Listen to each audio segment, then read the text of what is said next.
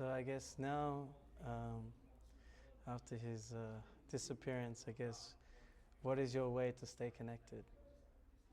Ah, at first I was avoiding the connection, just the topic of Guru Maharaj, and because when he passed, I wasn't crying. I don't normally cry. I can count how many times I've cried in my life. As especially physical pain, I feel like it's easier to deal with. But now you get older, you realize emotional pain is something way deeper, and it can come up at any time. So when topics of Guru Maharaj come up, that's when I would water up. But when he passed, I didn't cry. I was just dry as a Sahara. But then when now the programs are over, then it was like, okay, now I can, now that idea of like, okay, he's gone now. You can't just WhatsApp him, you can't call him and irritate him. Like, why are you calling me so much? He actually said that. Like, no, stop calling, stop calling. Because he once said, because devotees said I'm so depressed, he's not answering my calls, and then, and then he started calling me. He's like, oh yeah, I'm sorry, I'm busy, But yeah, and then we started talking like a lot. So I was like, oh, floodgates, are open. But then now he's not here anymore. But then I realized, we all have the same level of access now. You know, um, before it was because of like time zone. He has to also sleep. He has to give classes. He's busy. We all have the same level of access. And when he comes in dreams, that's when I was like, okay, wow, he sees me. It's real. Um, and it's like reading his books now. They're different. You can tell. You feel like he was preparing us for his departure. Even before I joined, I already heard the instruction that he was already saying that his disciples should be known for their kindness, and we should establish relationships with one another, because this was after the first cancer, incident. So I was like, okay, wow, and now I can see that as we all follow that instruction, and now I had the God family. It's another way I connect. God family will tell you so many pastimes also, but also he left a little bit of himself in everyone.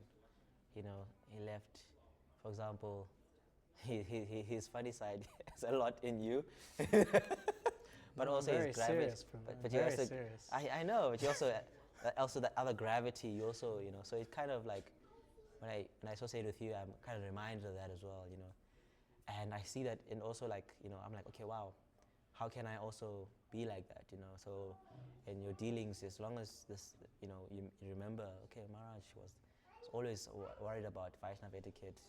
It's always scholarly as well, and he was big in kirtan. So that's when I started really taking up the harmonium, and I found I connect with him a lot more with his tunes. Yeah, it's just yeah, his books, his disciples, and kirtan. Yeah. Dang. Is there any stories you can share that some incidents that happened What type of with story you Maharaj? want? Anything, something that is stored in your heart. It starts. I just elaborate on that initiation, right? Or how me and I asked him.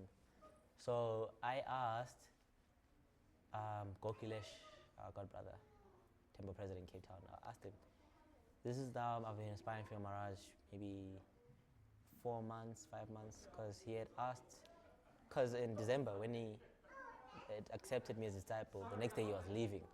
So I really been speaking to him for 2 days, and you could see that I'm wanting to get closer with him. And he said, I'm coming in December, you can come and serve me. And I was like, how do you mean? Because this idea of like, come and serve me. I was like, what do you mean I must serve you? And like, no, just come, we'll associate, we'll talk every day, you'll just be with me, we'll travel together. I was like, oh, that sounds like, like it's a dream come true.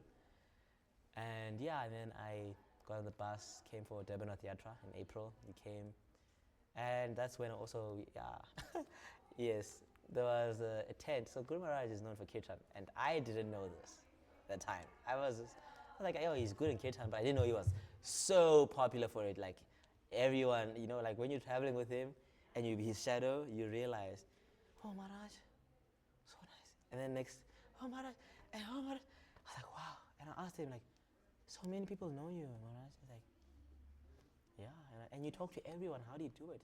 It's like, no, they come from far. It's the least I can do. I'm their servant. I'm here to serve them. I was like, wow. I never thought of it like that. The sannyasi is there to serve everyone in the world.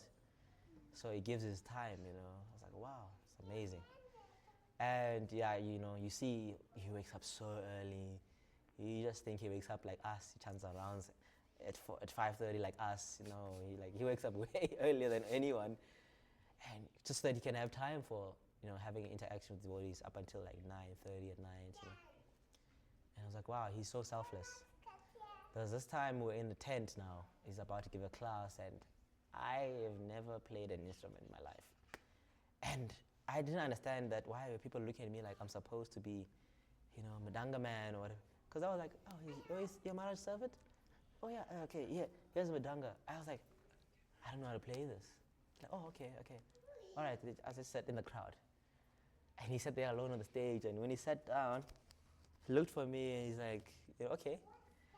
Started playing harmonium, and everyone is looking at me. And I was like, what's wrong? Play kartals for Maharaj. And I'm like, where are the kartals? They're like, on your seat. We put them there, okay? And then I was like, oh my God, my first time playing kartals, and I'm playing for Guru Maharaj. And this was live on Facebook. It was live. Yeah. And I'm just like, okay. That's why I was like, okay, I'm going to sit with the crowd so no one sees me. 1, 2, 5, 4. And it's supposed to be 1, 2, 3. I didn't know. He just looked at me. He's like, and I just had to get up, and everyone was looking at me like, oh my God, shame. And I was still terrible, even in front of him. He just can play normally. He's like 1, 2, 3. In the end, he just surrendered. He just stopped. And I was like, oh my God, I'm such a loser.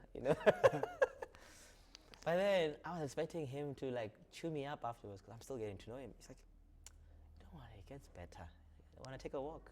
You cool off.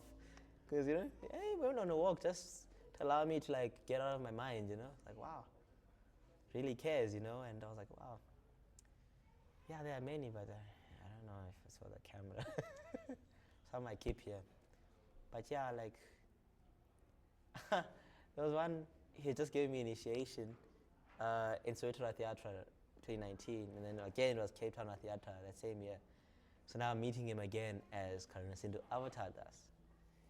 And he just opened the window, because I was calling him because he was like supposed to come for class for the students, 6 o'clock.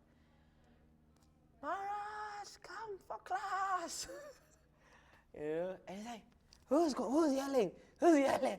Oh, yeah. What's your name again? Karuna Sindhu Avatar does. Yes. And then in that same class, he was like, no, it's the duty of the disciple to make sure the spiritual master never forgets the name of the disciple, I was like, okay, so I need to like do stuff, I need to serve, I can't just say, I got a name now.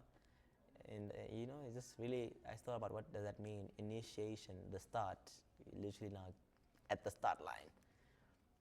But he was really, really a nice person. And Maharaj, he had a particular mission for South Africa, particularly preaching to the Africans.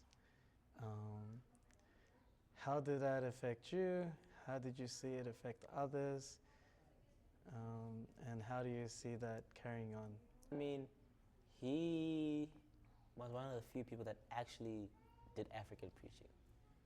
I mean, he's not even African, he's from the other side of the world, but till now, his disciples, a lot of people that just saw him in the Harinam just became his disciples, A lot of people that just came just to hear his lecture once and just never left. And with his will, we saw the will and realized, wow, even when he's no longer on the planet physically, he still is thinking, oh, Soweto, I need to do something there. I need to keep that program going, Soweto Theatre. And it was really refreshing because everyone speaks about African preaching. We should preach to the locals. You know, in every area, there's a specific demographic that's the majority. We should preach to them. But I mean, you can't also fault find and say people are not doing that, because as Africans, we also have a responsibility to take the flame and also continue with it, because we know the language, we know the area, we grew up in the African townships, we grew up in the African schools, so we also have to take up that mission as well. But obviously, funds, there's always a need for funds. For programs, everyone has to eat prasadam. There has to be petrol, there has to be all these things, right? So I feel like myself, I was in temple full time and I was thinking I was going to just be brahmachari by then. Just trying to get my projects funded was a mission for myself. And I'm just thinking, oh my gosh, what about when I need to do Rath Yatra in Bloemfontein, where I'm from? I'm going to struggle, you know?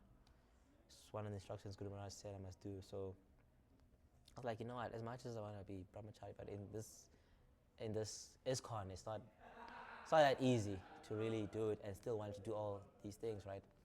So I was like, you know, I've got an IT qualification, let me just go back, you know? So I started working, and I'm still working now, and it's assisting me with my preaching as well. But then I realized, because I have an entrepreneurial inclination, that can also be used for Krishna. So that's what I'm doing. I'm creating now a couple learning portals for ISKCON. But yeah, these are things that can also be used to kind of help African preaching from the ground level, because we need funds, but we also need manpower, right? We have manpower, we don't have funds. So a lot of people, when they come to Krishna consciousness, it's very weird and it's very like, wow, okay, this is too much. But when they see another African, they're like, oh, it's so weird, but he's here. Let me go talk to them, right?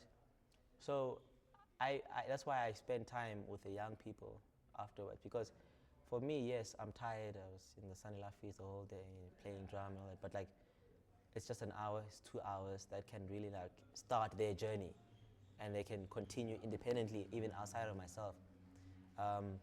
So that's what I try and do, and you know, and I think people also see it, and then they also support my things now. This thing of racism in ISKCON, it's not really there. I mean, people come with their own conditioning, and you can't expect somebody from a specific culture to now have a lot of success in preaching to all the Africans in South Africa or in Africa. You know, I think it has to be a joint thing. You know, we know the language, we're the man on the ground, but then, you know, we can bring them to the temples and also work with the temples. Say, you know what, I have a namahata. Do you have maybe some spare rice? Or even better, you also teach. Can you have maybe one day where you just dedicate to teaching our community? Because education is what really will save us. Education, because my parents now, they call me by my initiated name, not by the name they gave me, and I never told them to do that. When I'm chanting and they come in the room, they're very apologetic and say, sorry, I didn't know you were chanting. They respect chanting, and I've never told them to chant, to do this. But because I educated myself with the movement and the scripture, and they saw, okay, this guy really was like so bad, and now he's like, the way he speaks, he's now working, he stopped skateboarding. They like really say, thank you, Krishna, you took our son into school and you made him finish, because I was gonna drop out, be a skateboarder. Guru Maharaj said that, don't do that, you have to finish, you have to be a good example to society.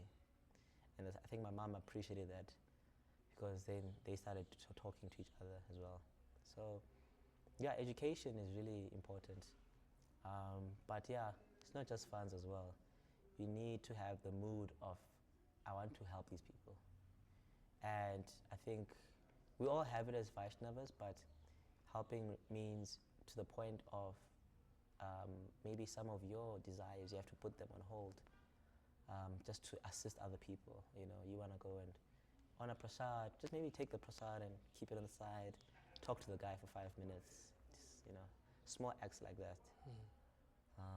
But yeah, hopefully you can all bless me to continue that education route in ISKCON. Is there some link or something